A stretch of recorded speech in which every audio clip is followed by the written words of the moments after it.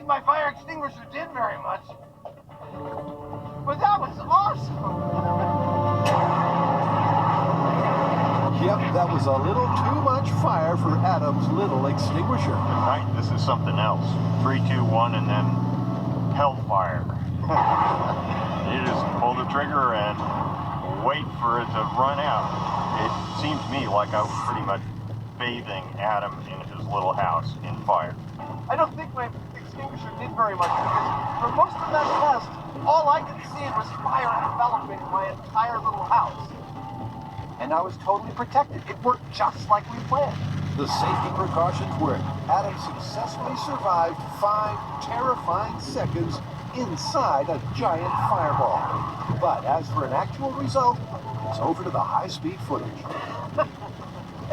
I'm not having any effect on you whatsoever. Completely enveloped in a fireball there.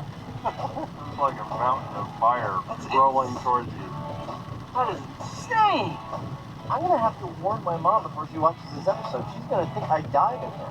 So the clip is pretty much busted. But remember, I suspected that it might not work, which is why I built this bad boy.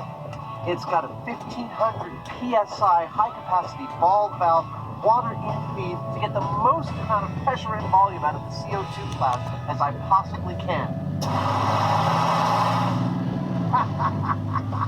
I'm ready, Heinemann! Tests in the shop, I was able to have a significant amount of back pressure at 25 feet.